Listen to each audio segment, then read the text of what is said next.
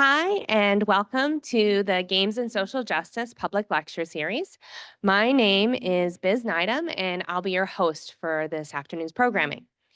I'd like to begin by acknowledging that we're meeting in person on UBC's Point Grey campus, which is located on the traditional, ancestral, and unceded territory of the Musqueam people. This programming today was very much inspired by my work in Indigenous studies as a settler, as I strove to find ways to connect the goals of truth and reconciliation with my research and teaching in popular media. I hope many of you will continue to attend this lecture series over the next 3 months to learn more about how looking at the intersection of games and social justice can foster discourse on Indigenous sovereignty and self-determination. Today's programming is embedded in my fourth-year Bachelor of Media Studies seminar and was sponsored by the Popular Media for Social Change Research Excellence Cluster, otherwise known as the Pop Culture Cluster. The Pop Culture Cluster serves as an interdisciplinary hub for the elevation and evaluation of popular media and its impacts in higher education and beyond. And it seeks to identify the role of popular culture in illuminating and catalyzing social and political change. In this public lecture series, local, national, and international speakers will explore various approaches to video games, tabletop games, and tarot, including game design, gameplay, and fan cultures, to explore how gaming, on one hand, perpetuates bias, prejudice, and problematic power dynamics, and on the other hand, is capable of intervening in discourses of oppression, heteronormativity, and settler colonialism. We've also commissioned a local artist from Sarah Draws a Crowd to live draw the events and provide a graphic recording of our time together. Her drawings will be projected in real time when possible, and then we'll compile the graphics at the end of the series and host them on our website as another form of documentation. I'm very excited to introduce today's speaker, Anthropy, whose work has actually inspired my own journey into game studies. As many of you know, I'm not a gamer. I don't work on mainstream games. I barely play video games. I love to think about video games. And so I was really excited to learn of Anna's work, scholarship, and design as I was just beginning this journey. So I'm really grateful that she accepted our invitation. Anna is a game designer, writer, educator, and cyborg. She works in both the digital and tabletop spaces. She currently lives in Chicago with a little black cat named Encyclopedia Frown. I was first introduced to Anna's work through her 2012 game Dysphoria, exploring the journey, contradictions, and challenges of trans healthcare. And I was thrilled when she accepted this invitation, and I look forward to learning more today. Anna, thank you so much for joining us, and I will pass it over to you.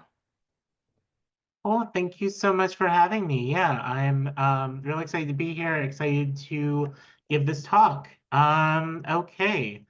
So, yeah, so I'm going to be trying to describe images, to do image descriptions as we go. This title slide is Forward is in Progress, the Body in Play. That's the name of this talk. And the image behind the text is an image of a kind of sky blue watering can whose neck is twisted backwards so that the head of the watering can, where the water comes out, is kind of directed right back into the basin of water. This is from a set of designed objects by the architect Katerina Camprani, called The Uncomfortable, which I find to be very playful. They are a series of basically tools that have been designed to be hostile to the user in the same way that hostile architecture is. We talk about hostile architecture representing benches that are designed explicitly in such a way that people cannot sleep on them. This is kind of her take on What if we applied that design philosophy to objects in our private lives as well as in the public? Um, so, you know, that I basically, I mean, this is the same introduction that y'all just got. Um, but hello, I'm Anthropy.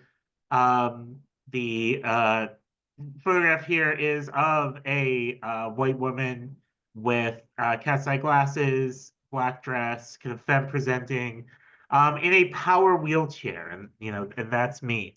Um, and that is going to be relevant to today's talk. I want to investigate how we talk about and present and model the body in games, and also what kind of bodies that we represent in games. I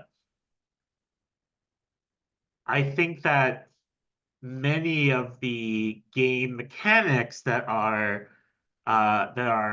fairly hegemonic are best at representing certain kind of bodies, and the journeys of those bodies, rather than the journeys of bodies that may be less straightforward, maybe more fragmented and more nonlinear.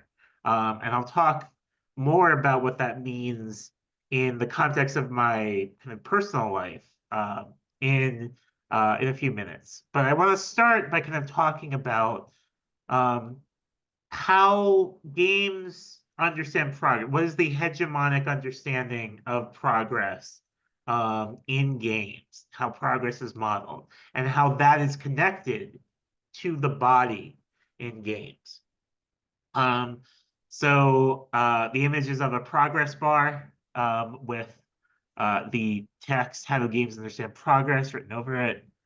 Um, and I want to start by using Super Metroid as a fairly typical example of what progress looks like in games. Super Metroid is the progenitor of, you know, or it's at least seen as one of the um, like principal ancestors of a genre that we sometimes call Metroidvanias. It's right there in the title. But some people are like, there's like a push to call these search action games also right now, which is, you know, I don't like either of those genre terms. Um, all genre terms are bad, actually. But Super Metroid. So this is a screenshot of the title screen of the game, which has the text Super Metroid in kind of bold orange text in front of some sort of little sci-fi creature locked in a capsule with computers doing readouts next to it, and in the foreground are what seem to be some dead bodies. So let's talk about how Super Metroid represents the body and what progression in Super Metroid looks like as our kind of normative example. So I'm gonna hit play on this video, and I'm gonna mute it because I don't think I can control the volume over Zoom. So Super Metroid is what we might call a platform game. It is a game about a protagonist who kind of runs and jumps in a almost super abled way. Very much a depiction of an able-bodied character, but even heightened beyond that. Is a character who can jump several times her height, can run very fast. On the screen right now, she's represented as kind of this almost robotic red and yellow figure. She's wearing power armor, which you know, you could understand as a kind of mobility device, um, or a prosthetic. In fact, she has a gun for an arm, which you know, I think there are things in here about the body. This is a rich text. But most of the play of this game is we're exploring this alien planet. You can see this is from kind of the first 10 minutes of the game. She has found a kind of glowing orb, which is going to unlock for the player a new ability. Okay, the clip restarted, so that's cool. Um, so yes, we're going to the left. We find a glowing orb. We collect it. We're told it's the morphing ball, and that unlocks for the player a new ability, a new thing you can do with this body. Um, so she is going to also a kind of surveillance camera turns on at the same time. Um, so now we are able to kind of clear small gaps by crouching down and rolling into a ball. The character literally turns into an orb-like shape herself. And that gains access for her to new areas. So here we're able to use that ability to go under this gap, which brings us to a room that was previously inaccessible, where being held in the hands of like a bird statue is a missile, which again gives us a new ability. It gives us a new thing this body can do. Now, in addition to shooting lasers, it can also shoot missiles. And shooting missiles also, similar to the morphing ball, gives us the ability to access areas that we previously were unable to.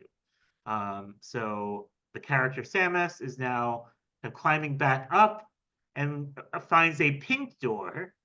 The pink door can be shot open using the new missiles that the player has found, affording access to a new area, which contains still more upgrades. And here we, in fact, have to use the morphing ball again, and we get another upgrade. So this is a game where, over the course of play, we are continually gaining abilities where our body is becoming capable of more and more things, right?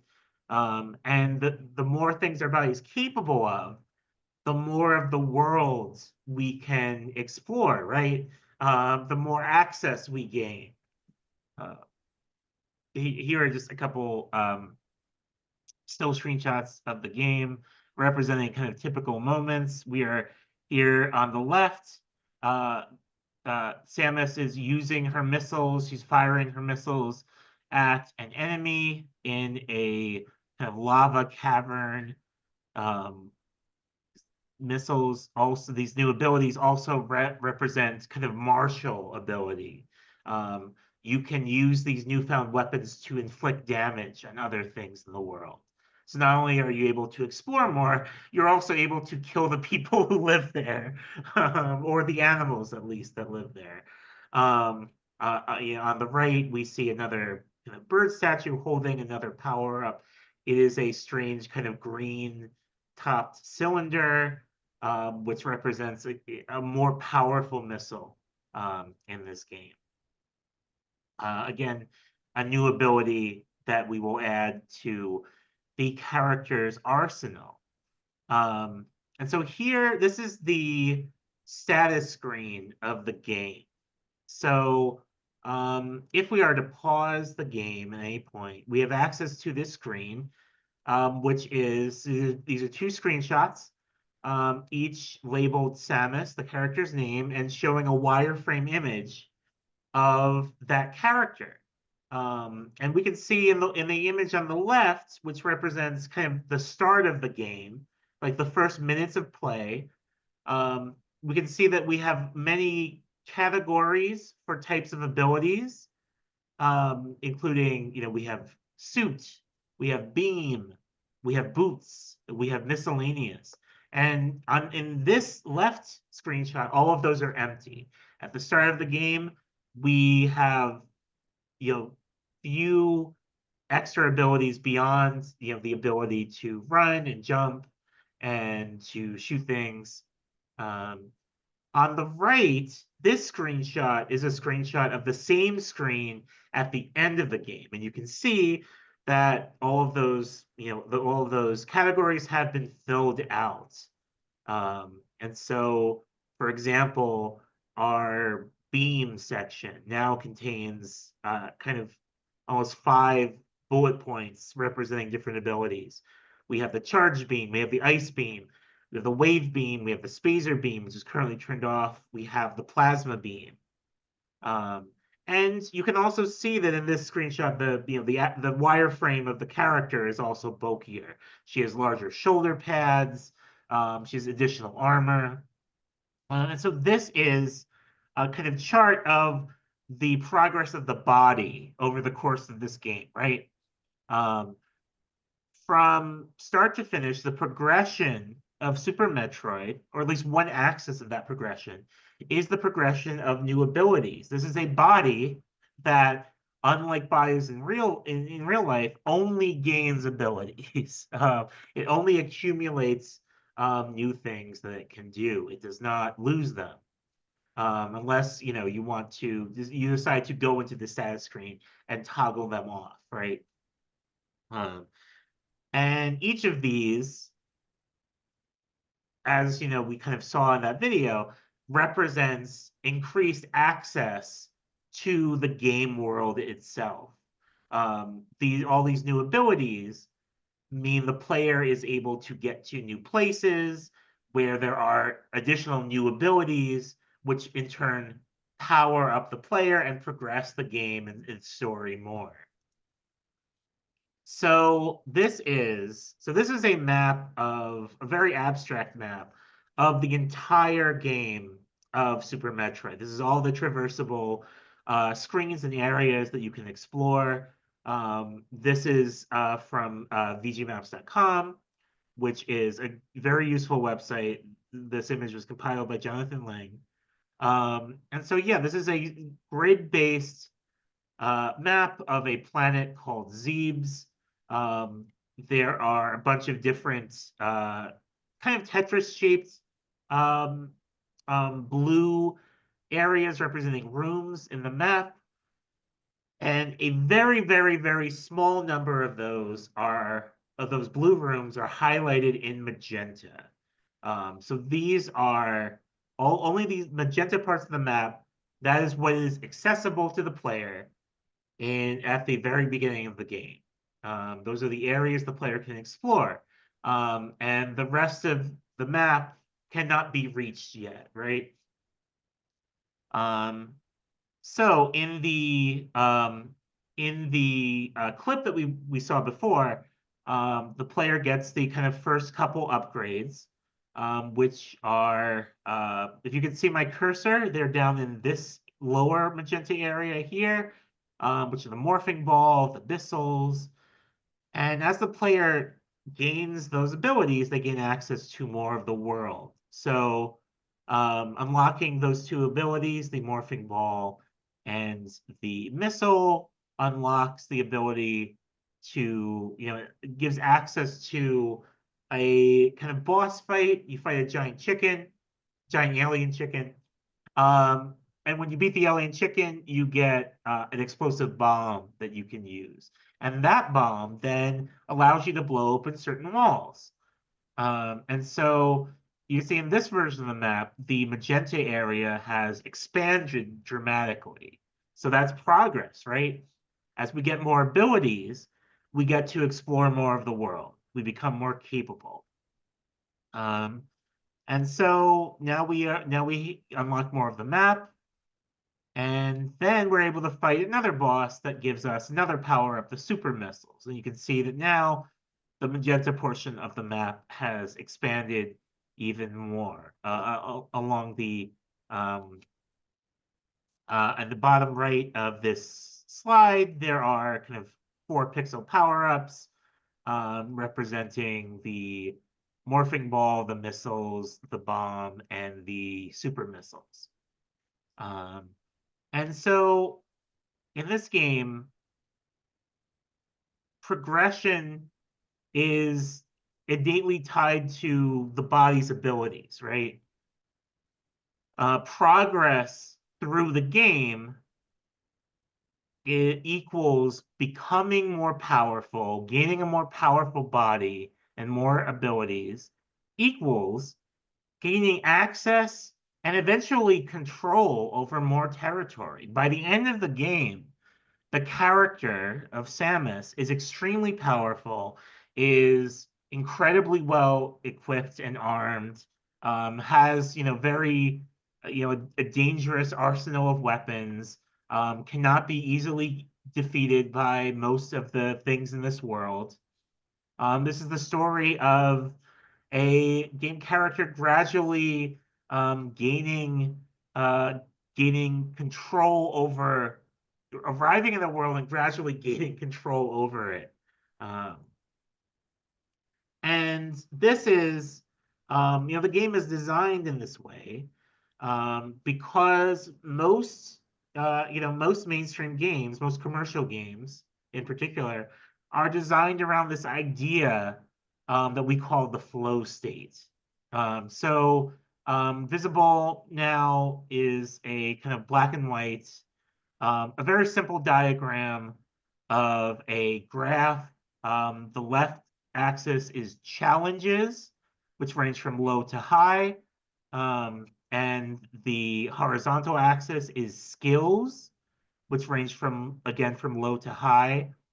And a wobbly diagonal kind of arrow, almost like a kind of a sine wave, goes from the bottom left corner, where skills and challenges are both low, up to the upper right, where skills and challenges are both high, and it's labeled flow channel.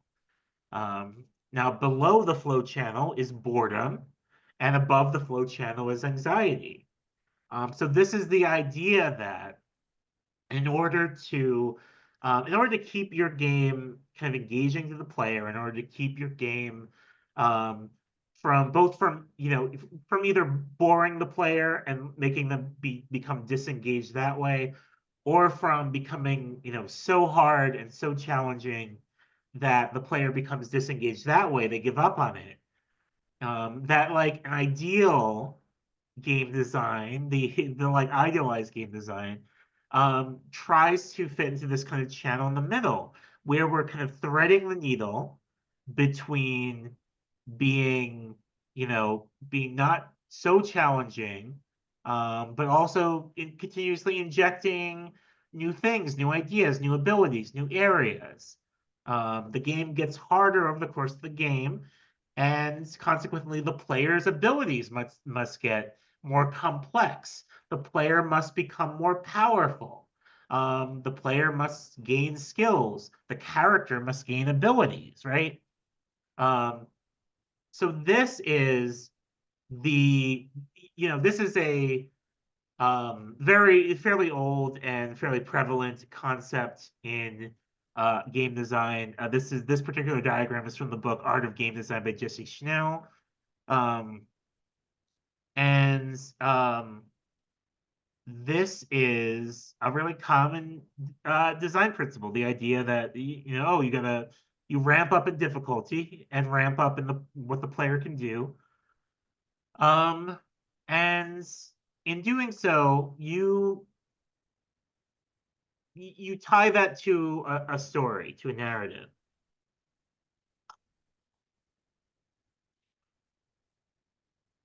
So, oops, wait, these are out of order. Um, and so, the character of Samus, beginning of the game, is very weak, cannot do very many things, is vulnerable to the world. At the end of the game, is very powerful, has kind of conquered and mastered the world. So here we have the screenshot of the underpowered version of Samus on the left, the overpowered version of Samus from the end of the game on the right, and I've kind of put that sine wave arrow between them. And so this is good for telling very particular story. I'm going to argue that there is a narrow range of stories that fit into this kind of mechanical narrative, right? So the story of a character, beginning with nothing, and then, by her bootstraps, kind of gaining more and more abilities and becoming more powerful and gaining access to more of the world and eventually gaining control of more of the world, becoming so formidable that she basically runs the game world, right? Um, yeah, so that's, I'm positioning as like that's kind of a colonialist narrative, or at the very least, this idea of progress is deeply connected to the idea of progress that we see in settler colonialism, in American history, Canadian history. Um, this is so what's on the screen right now. This is a painting called American Progress by the painter John Gast from 1872. And this is an image of American settlers kind of crossing the plains, crossing the Great Plains um, on with their horses and their oxen, their animals. You can see that indigenous people, indigenous natives of the continents that these white settlers are crossing are kind of being driven away in front of them. The bison are being driven away in front of them, and behind them are cities, are bridges, are trains. Um, in the middle of the image is a figure of kind of an enormous white, kind of Aryan blonde woman um, holding a book and sort of floating. She's like kind of floating in the air. She has like a gauzy robe that's flowing behind her. And trailing in her hands is a cable. She is setting up power cables behind her. There is a power cable, an electrical line that is running away from her hands into the background of the photo. So as these settlers are crossing the Great Plains and driving indigenous people ahead of them, they're also building infrastructure, right? They are they are taking control of the lands. They are building and consolidating resources to support themselves, right? So this is like a particular view of progress that is rooted in a history of colonialism. And you know, I I'm not this is not me saying that this is an intentional um, this is something that is intentionally built into games like Super Metroid, but that this is kind of this vision of progress as this thing where we get stronger and stronger, we get more and more resources, we get more and more powerful, we get more and more control over more and more of the world. That is you know only can only tell certain kinds of stories. And those stories tend to skew to ones of colonialism, to ones of violence, to ones of conquest, mastery, and uh, you know, power consolidation, right? And so my question then is, well, if that is like one of the dominant paradigms for how we are telling games, for what stories we're telling with games. Well, what stories are being left out by that? The image on the screen is of kind of the lower half of a jazzy power wheelchair. You can see some wheels and a seat perched on top of them. So this is a quote from Anne Svetkovich, who wrote Depression, a Public Feeling. This is a queer theorist. Um, So she writes in Depression, A Public Feeling, most medical literature tends to presume a white and middle class subject for whom feeling bad is frequently a mystery because it doesn't fit a life in which privilege and comfort make things seem fine on the surface. So she is saying here, and she is arguing in Depression, A Public Feeling, that um, when we position, when we position sickness as being something temporary, we are positioning being healthy and being able as something that is normative, right? Um, that people are normally good and fine and healthy, and white and middle class, and they have access to healthcare, right? Um, and if you're not that, it's like an aberration. If you're sick, you're just temporarily indisposed, and then you're going to go back to being white and middle class, and healthy. And that is, not the experience of many people. You know, people who are not white, but also people who are not temporarily sick, right? Um, so here I kind of want to talk a little bit about um, my experience and my body, and then we'll talk about um, how I've tried to explore those ideas about bodies in my games that I believe, you've played. So this is also going to be a memorial of sorts for my Instagram, which I'm going to be shutting down soon, because Mark Zuckerberg is a fascist. I've already shut down my Facebook. My Instagram is next. But this was sort of a ritual where I went through my Instagram and saved a lot of those images to use them as part of this story. Um, so yeah, this was really interesting and vulnerable experience. So the image on the screen right now is of a kind of MS Paint looking like a very um, kind of scrawled, doodly kind of gravestone that says RIP in memoriam, my Instagram, fuck Zuckerberg. This is a screenshot or this is based on a screenshot from Castle of the Winds, a Windows 3.1 game from the 90s. I made this with a site called deathgenerator.com by Foon Turing, which is so much fun. If you've never played with it, you should spend a couple hours of your life on deathgenerator.com.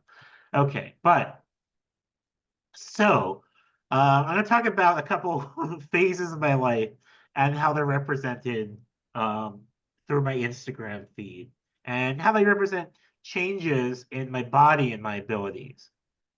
So, um, so here we have the 1980s to 2000s era, which is pre my transition.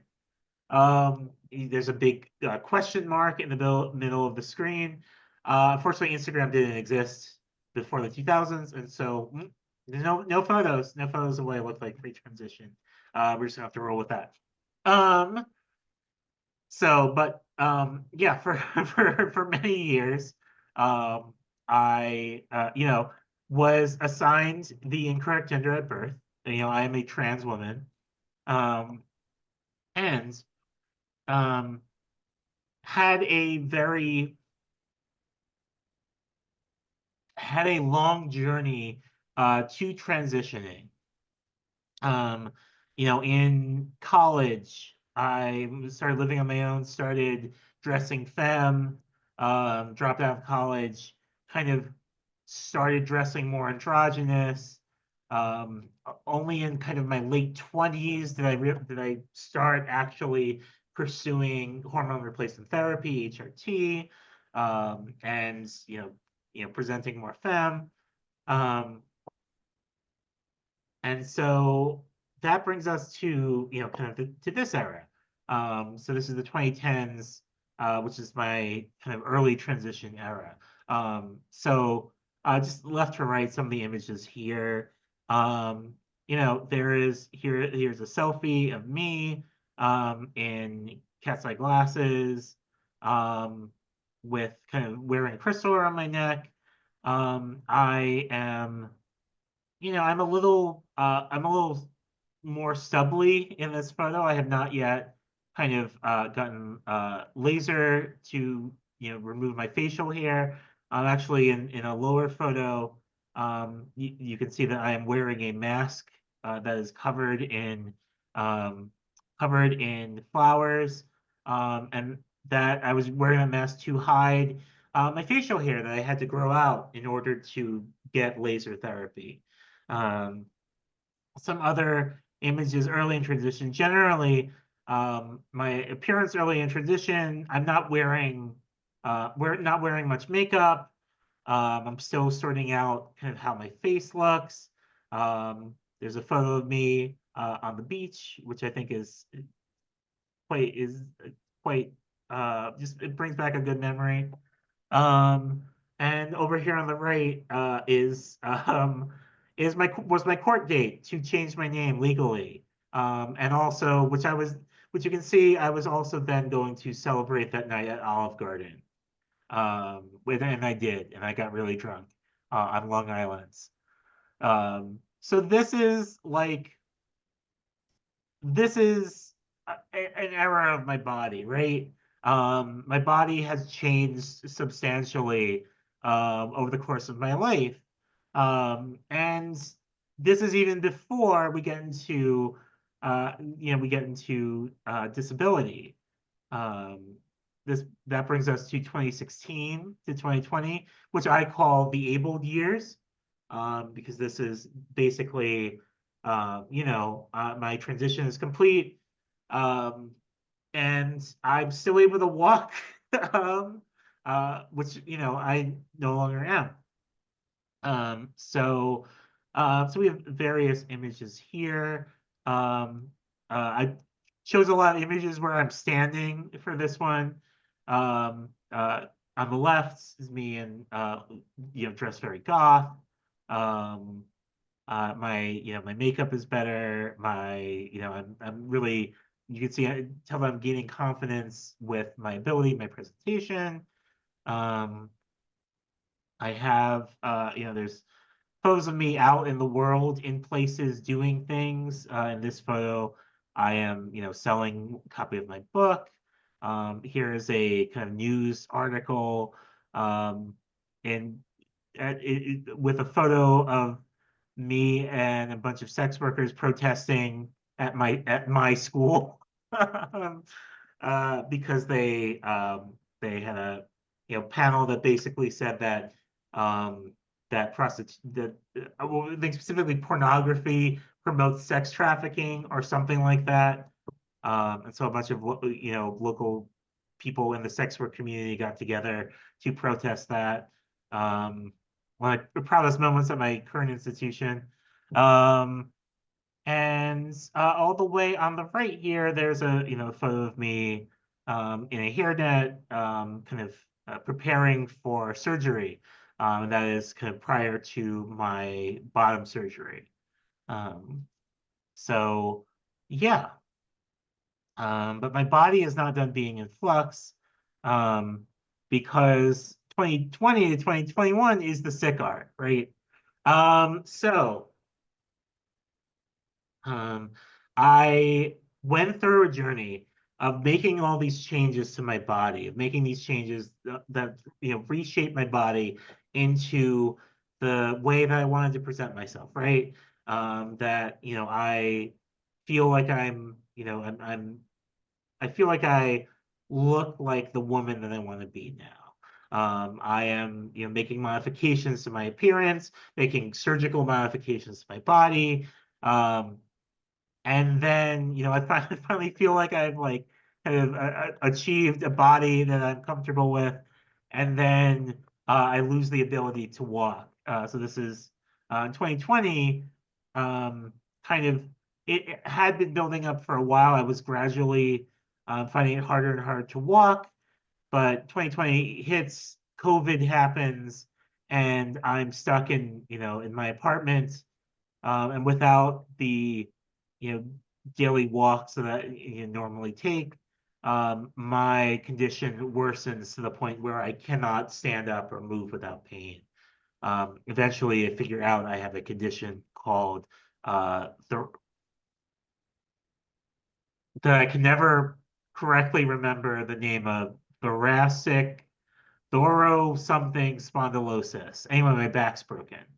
Um, but this is a period where, like, okay, I've done a whole transformation with my body, but now I can't walk, I can't move.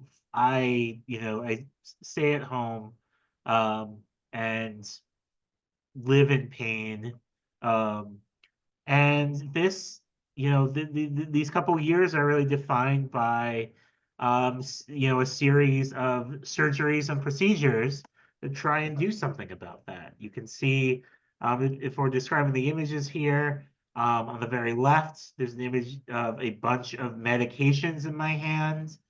Um, on the right, there are a series of very similar selfies of, again, myself before medical procedures, just in hospital gowns. This was a common occurrence at this time, and I got into the regular habit of documenting these surgeries with selfies on Instagram. So this is a low point in terms of my body. I lose a lot of my abilities. And then 2022 is the cyborg era, and this is when I first become a wheelchair user. And so, photograph on the left here is me in a manual wheelchair, which is not the wheelchair I typically use now. Photograph on the right is this, me with a sign in a power chair with a sign that I made for Disability Pride March. It says my chair is not a prison, but our healthcare system is. And so the wheelchair dramatically transforms my abilities, right? I go from in 2016, um, having mobility via walking, to losing that mobility, to regaining that mobility via a wheelchair. But a wheelchair is not the same as walking, right? Because access is different. I don't have access to some places. But in some ways, I'm enhanced from what I was, because I can travel farther and faster than I could when I was, just a walking fat person. Um, so the journey of kind of the body's abilities is not linear, right? And rarely is in the case of in stories of disability and journeys of disability. Um, you lose some abilities, you gain new abilities, and those are not necessarily equivalent, right? So this is all to say that you cannot easily model a narrative like that using the flow channel progress narrative of like a game like Metroid, right? That these kind of progress narratives do not really make space for stories about bodies, that are trans, queer, disabled, traumatized, that undergo changes and transformations, and lose and gain abilities. Um, so, how do we deconstruct that narrative and find game mechanics that are better suited to telling those stories? Uh, so, I'm going to talk through some examples from my own work, which, I believe you played some of these games. So I'm going to try to go quickly because, I think I don't know how much time I have left, but I think they told me to wrap up around 45 minutes, ideally. So here are some principles, some things to um, kind of, I think, aspirational ideas in designing game mechanics that kind of deconstruct these progress narratives and tell different stories. One is to resist mastery. So the image here is of an arcade cabinet that is kind of hand decorated, looks like it has cartoons all over it, and the marquee of the cabinet says "Queers in Love at the End of the World." This is a game that I made, and I'll play it quietly in the background. Queers in Love at the End of the World. So this is a a twine game, a narrative game with a timer ticking in the corner. Um, and it is a 10-second timer. And as soon as it gets to zero, then regardless of where you are in the game ends. So this game has over 181 unique passages of text in total. But you are given only 10 seconds in which to have an experience of it, in which to read some of it, a fragment of it. And you can play multiple times, obviously, and most people will. Um, but this is a very hard game to see all of the quote unquote content for, right? This is a game that resists the idea of 100%ing, the idea of um, fully internalizing, fully, conquering the narrative of the game. You've seen everything that's within the game. You fully experienced the game, right? This is a game that resists being able to do that. And in doing so, and this is a game about that that is trying to be about the liminality of queer relationships, especially in a society where uh, there often is not space and time for queer relationships.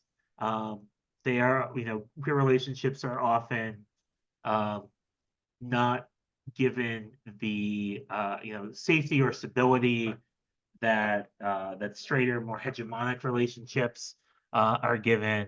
And so that's reflected in the structure of the game, right? You don't get a chance to see everything. You don't get to spend as much time as you'd want with your partner in this game. That's what the game is about, by the way. It's about spending 10 seconds with your partner before the end of the world. The image on the screen is the kind of twine uh, editor view with basically a flow chart of interconnected boxes. Principle two, change the body. The body does not have to remain the same over the course of the game. And we see this in, a game like Super Metroid, we see the body change and become more powerful over the course of the game.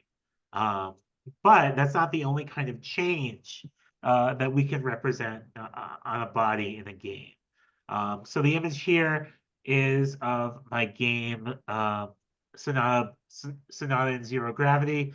The image is of a kind of pencil drawn mech, kind of robot suit that has been altered from its original state. It has battle scars across its chest. There's a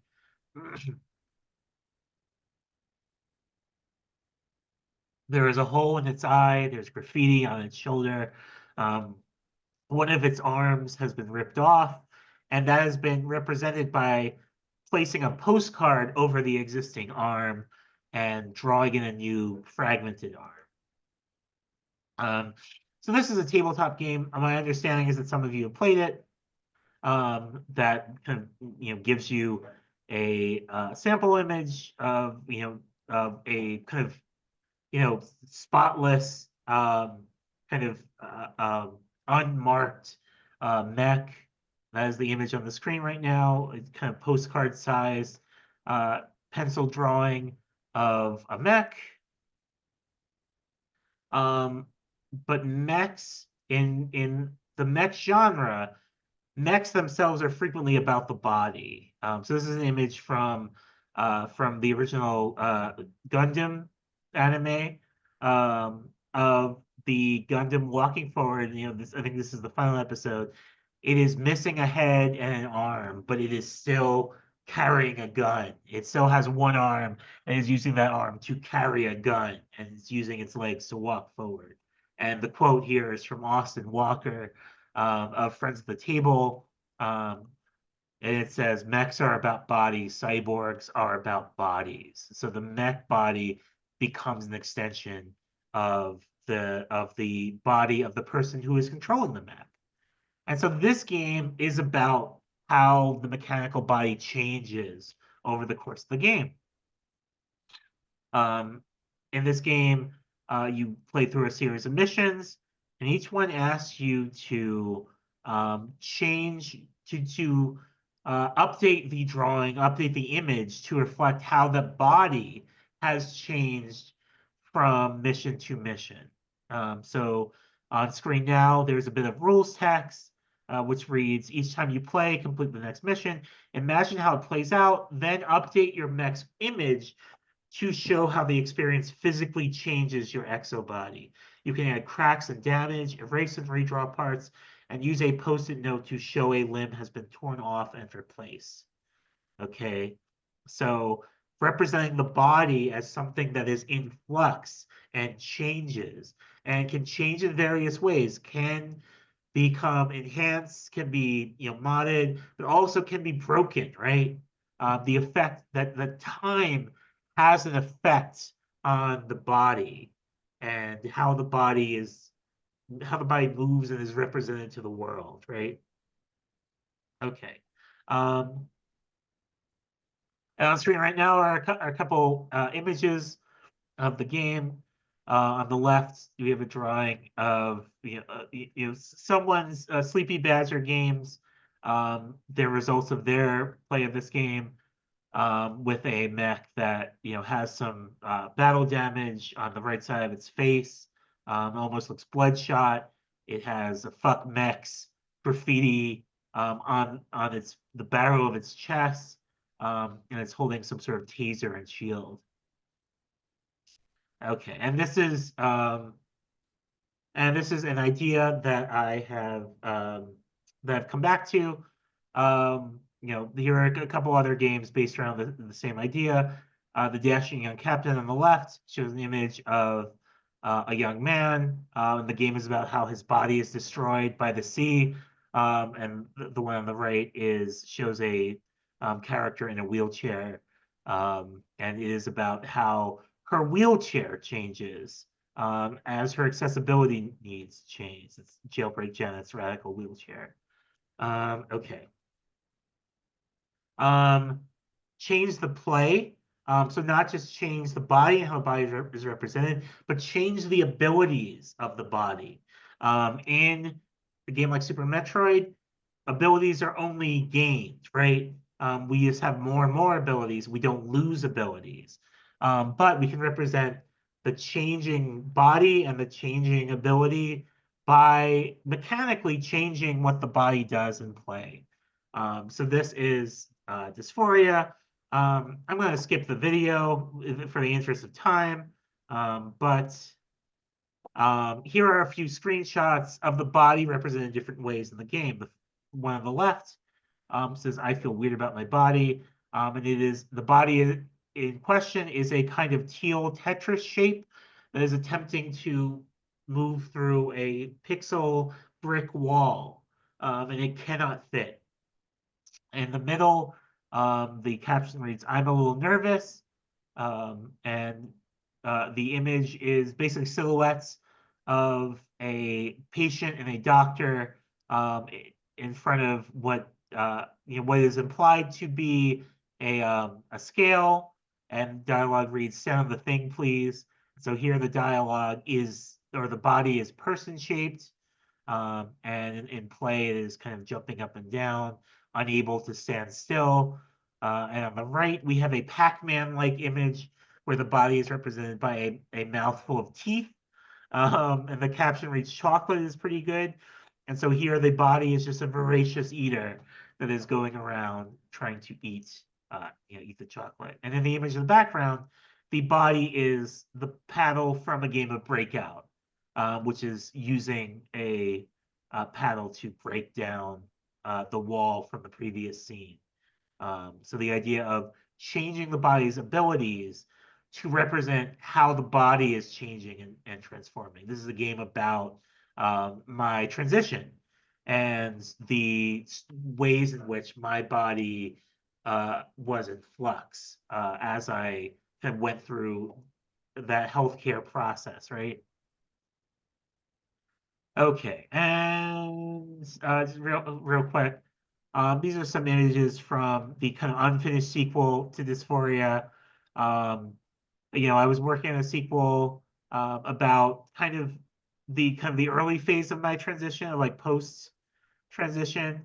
But you can see in each of these images are kind of represented by a fixed body, actually, a very similar black silhouette, because the body has stopped changing. I have kind of become the thing that I want to be represented as. And consequently, I don't think this version actually worked that well with that idea, which is why this was never released.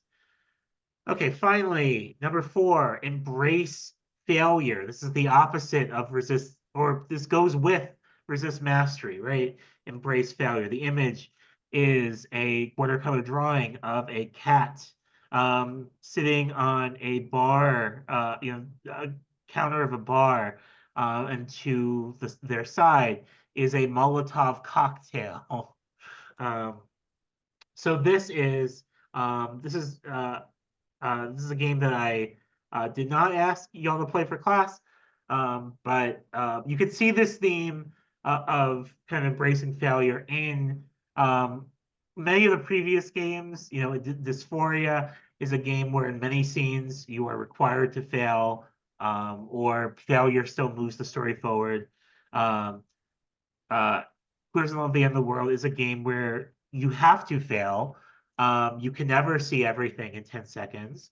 So Tavern at the End of the World is a tabletop game, part of a series of journaling games of mine. Oh, the image here is of a single sheet of paper showing the game, um, Tavern at the End of the World, 3 columns of text, and it's covered with tarot cards and a small black cat.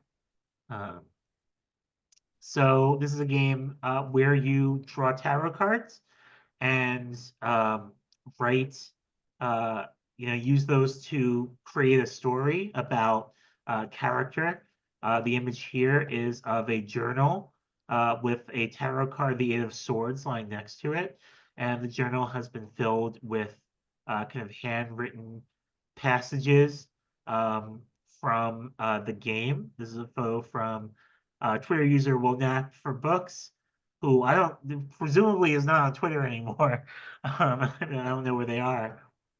Um, and so yeah, so this is a game where Tavern at the End of the World is a game in this particular series that is about running a tavern, running an establishment that provides illegal services in an occupied city, like a city under military occupation. And um, so the image here is we have a kind of the image of the game itself in full color, and we have a zoom in of a section of the rules. And so this is kind of the kind of coin toss, die roll resolution mechanic for the game. Um, for each visitor who comes and visits the tavern, throw coins. Add 1 to the amount of coins you throw if the visitor is loud, famous, or indiscreet. Add another 1 if they're wanted, watched, or serving in the occupation. Um, and depending on how many heads you throw, the kind of worse heat that you get, the worse attention that you draw to yourself from the occupation. If you throw no heads, it is a rare, enjoyable evening. 1 head means unwanted attention, gossip, veiled threats, surveillance, which must be distracted or deflected. Two heads means authority action, sanctions, curfews, confiscations that require a direct response. Do you take action to mitigate this heat? If not, what are the lasting consequences? And so the idea being that failure here is important to driving the story, right? You are playing an operator of, an illegal establishment in a city under occupation. And so this is a game where you are always under surveillance. And maybe sometimes you're a little less under surveillance than others. And so getting roles where bad things happen are part of the story, or a big driver of the narrative of this game. Compared and contrasted to, something like Dungeons and Dragons, where where a role is you either succeed or you fail. The idea here is that failure drives the story at least as well as success does. Okay. How are we on time? Fine, we're a little bit flexible here. We have questions from students, but you're welcome to continue to wrap up as you feel is appropriate for your presentation. I don't want to cut you off. Okay. Well, I have like one more section, but it's like the least important section. Um, It's where up how to you. It okay. antecedent. There's a question from students about your favorite game, so it might connect to that anyway. Okay. Perfect. Yeah, I will also go through these quickly then. So these are some, antecedents, some other, some games that influence my thinking about representations of the body in play. First, obviously, or not obviously, but this is, what this screenshot is for. And I just had to include that this is Wheels, a 1998 FPS. That's a mod of Marathon. But this is um, a game about a character in a wheelchair who is kind of going through their school and shooting pies at robots and clowns. But this game was designed and marketed as a tool to help teach children who are using power wheelchairs how to navigate in their wheelchairs um, using the joystick. So the game controls kind of mirror the controls of a power wheelchair, which I think is extremely cool and neat. I don't know how successful it was, but really interesting, kind of game about disability, because it is modeling the abilities of the player and their player character and their body in a really interesting mechanical way. Um, this is Suspended, a piece of interactive fiction, a text game, if you will, from 1983. The image is the cover of the game.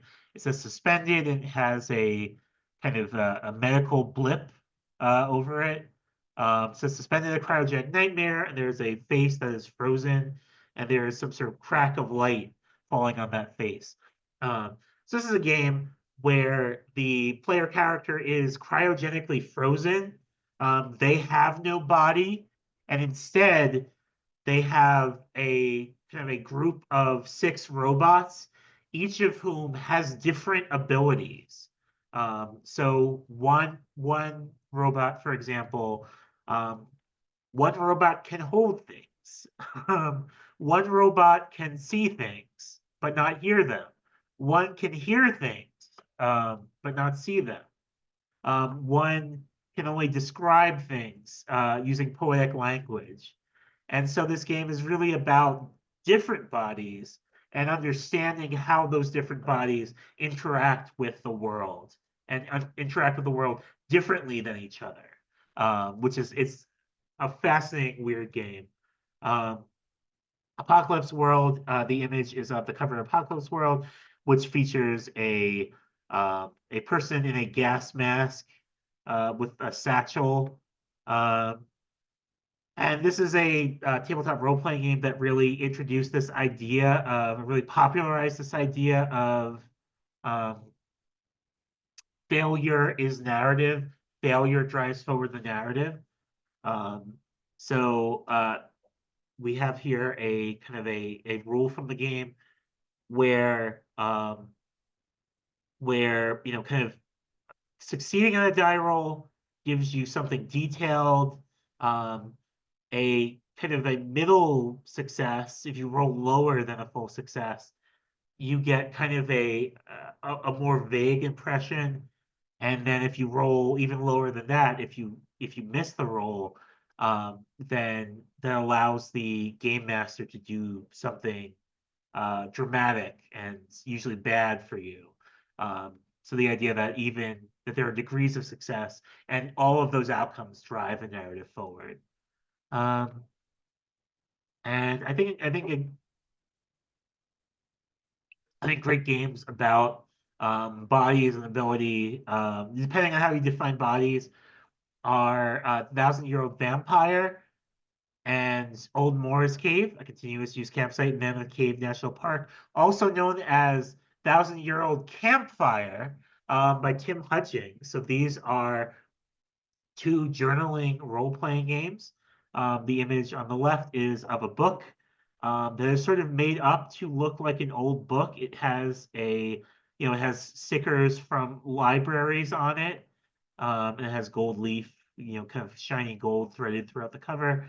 The image on the right is it's like a very solemn kind of black, or not black, a black ink on like brown, trying to be like a very like formal academic text.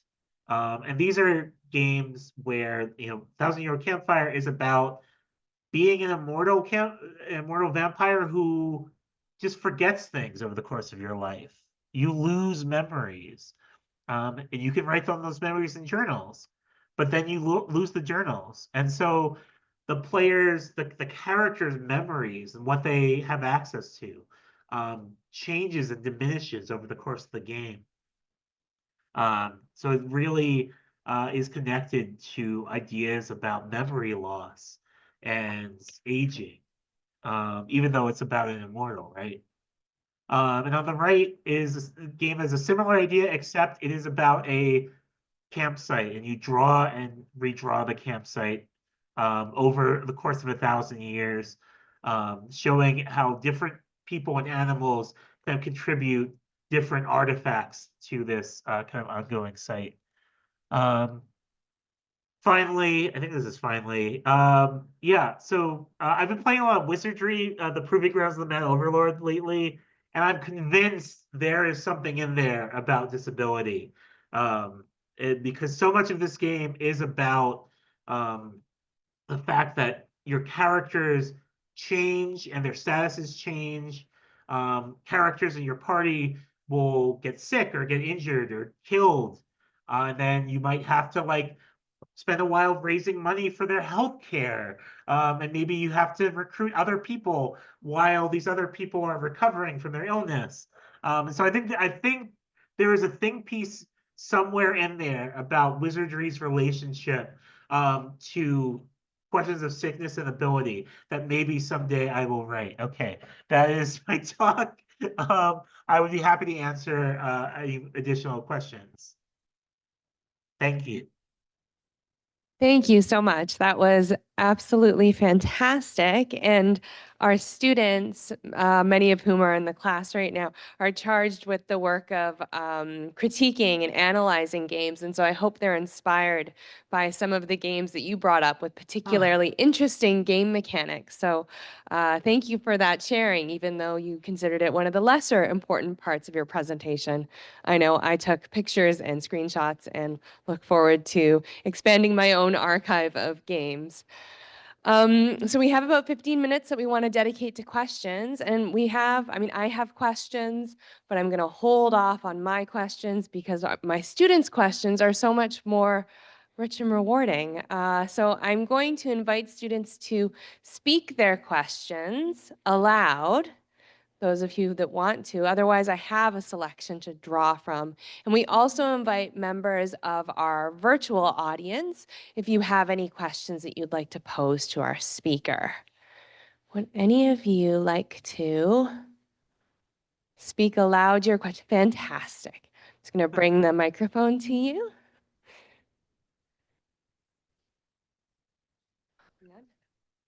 Hello. First of all, thank you for that amazing presentation. It's always amazing to hear what creators like yourself are thinking about, and thank you also for being candid with us. I think it's very inspiring. My question is more about how the culture of alt games has kind of shifted from when you started creating games to today. So yeah, basically about that. Yeah, well, it's interesting. When I started when I started making games, alt games didn't really exist. Certainly the term had not been coined yet. But it was I think the things that today we think of as indie games and the things we think of as alt games were one thing. They were a lot closer together and a lot, or at least under the same umbrella, right? Um, the same communities are working on like weird experimental things, you know, as maybe have dreams of someday making a game that's like a commercial success, but that level of commercial success doesn't is only starting to exist uh, for creators. And that model of like indie publishing, of like you are an indie studio, you create something you create something that is polished and within an existing genre space, but with like a slight tweak, and then you can sell it to a publisher, and then hopefully it makes money. That model has kind of necessitated, I think, the creation of the alt games label, right? Because suddenly indie no longer means that. Indie starts to mean that you are like a normal game studio but smaller. You still have commercial interests, right? And you still have a methodology that centers around these kind of proven game design uh, game design models and practices, right? Um, and so it quickly became evident that like some people who were like under the umbrella were like way less interested in the commercial aspects.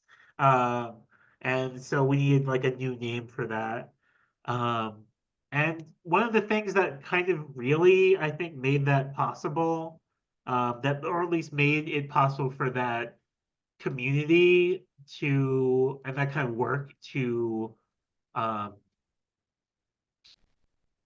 kind of, I want to say flourish, but um, I to to survive, if not thrive, was the rise of like platforms like Itch, right?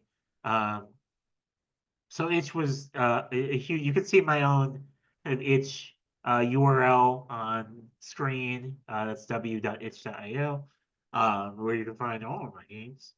Um, you know, that platform kind of allowed for less commercial projects to exist in a way that in quote unquote indie platforms like Steam really did not.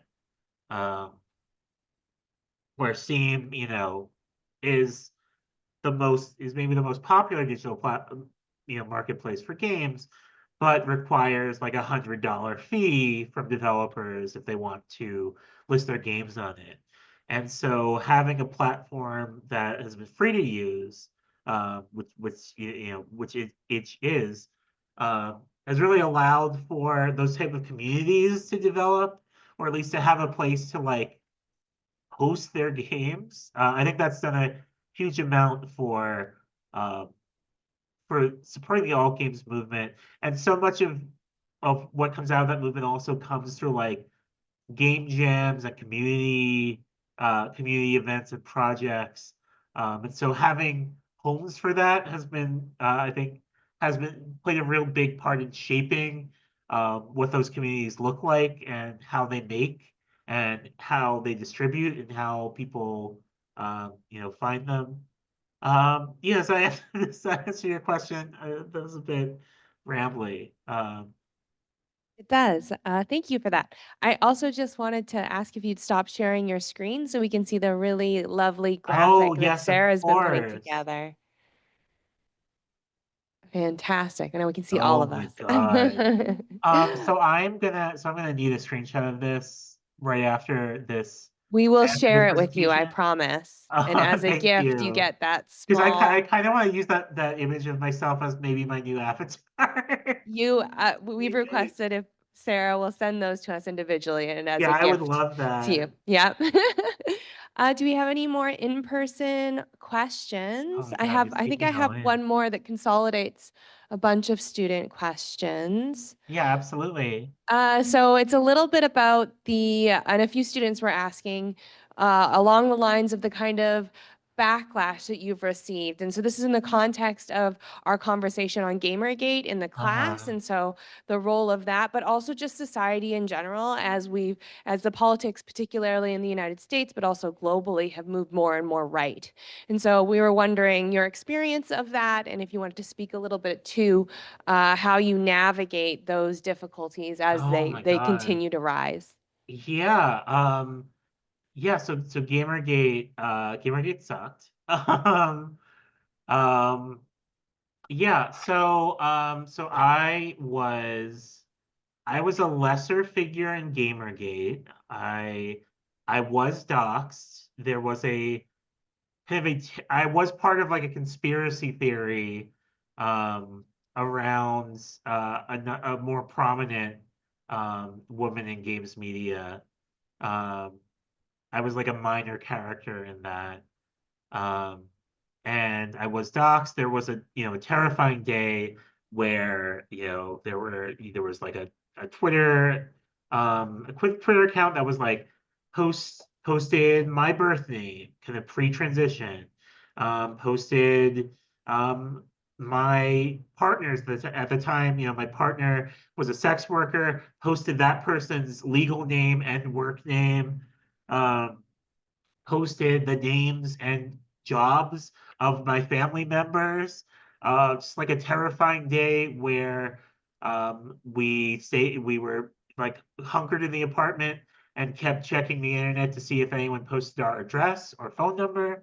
Um, and fortunately, we did not become one of the major targets for Gamergate. But yeah, many of the women that I knew in the games industry um, were or became larger targets um, and dropped out of left games, whether temporarily or permanently because of it. I kind of left games for a while. Um, I became less active in online spaces and social media. Um, to this day, I'm like I don't post photos that I take within like a couple blocks of my home to the internet for fear that someone could figure out where I live from them, like stuff like that. um, it really transforms how you exist online. Um, and yeah, it has made me, I think one of the biggest things that one of the things that really made me reconsider the boundaries that I have with the games industry, with games, with my career, and how I represent myself online as a like personality in games, is the fact that like most of the games press and the games industry um was really complicit in that, was like unwilling to stand up and say, like, hey, this is fucked up. You cannot do this. You cannot dox and target these women. You cannot use, you know, cannot use ethics in game journalism as a dog whistle for your kind of fascist impulse to control and exile women from games. Um, so many games media outlets were so unwilling to say anything that might alienate these groups of fascists who were coming for women in games, women and queer people and trans people and people of color. Um, and it really, that was because um, if the industry as a whole could have came together and said, we value like we value marginalized people. We want these people to be safe. You actually are the ones who shouldn't be here. You, the fascists. Then I would have felt a lot more safe in those spaces, and they did not, because in fact many of those people were posting on Gamergate message boards and were tweeting dog whistles themselves. Many kind of well-known game developers like who's that guy? Um, like like Cliffy B, David Jaffe. I think actually don't quote me because maybe I'm misremembering one or two of those names, one or both of those.